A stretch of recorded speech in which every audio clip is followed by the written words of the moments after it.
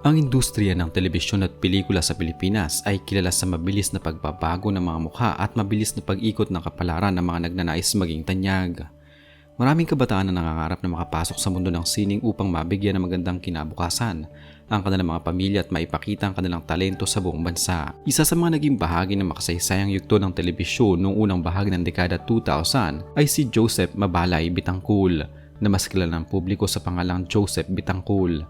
Ang kanyang buhay bilang isang ordinaryong kabataan na nagmula sa probinsya na biglang sumikat at kalaunan ay dumaan sa matitinding pagsusubok ay isang bukas na aklat na nagbibigay ng inspirasyon at mahalagang aral.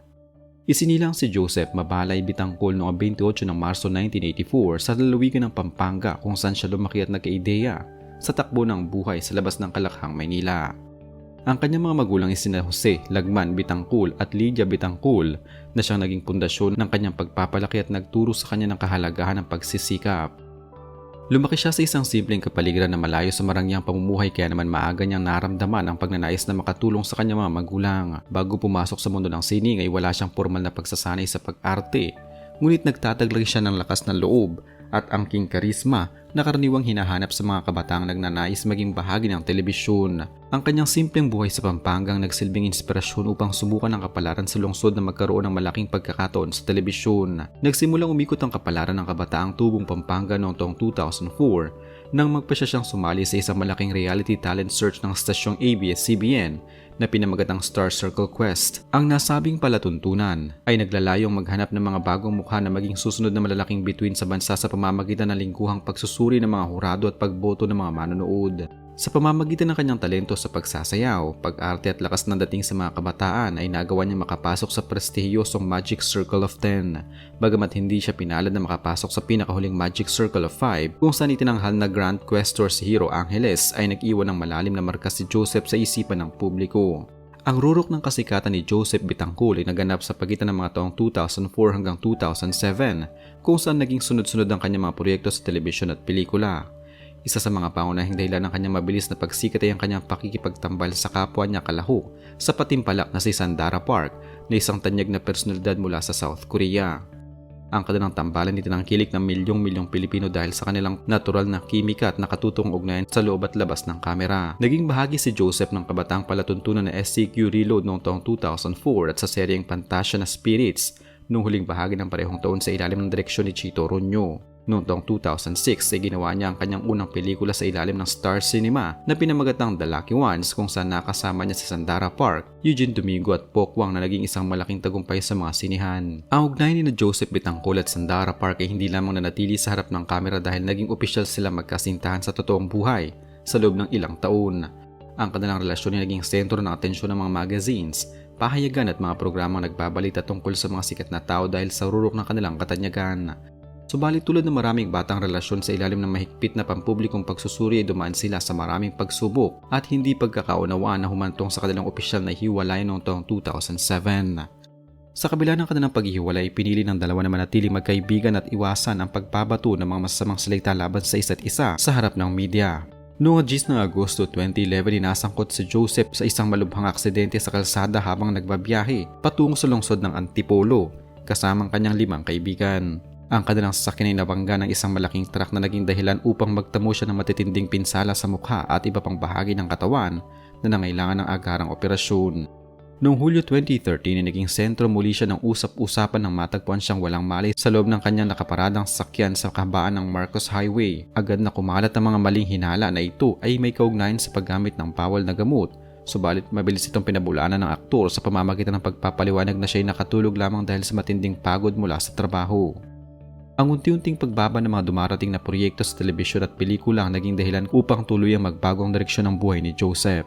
Nang matapos ang kanyang kontrata sa ABS-CBN ay lumipat siya sa GMA Network kung saan lumabas siya sa mga seryeng Babangon Ako't Dudurugin Kita at Saan Darating ang Umaga noong taong 2008. Lumabas din siya sa seryeng Babaeng Hampas Lupa sa TV5 noong 2011, subalit hindi na nito naibalik ang dating ningning ng kanyang karera noong siya ay nasa unang estasyon.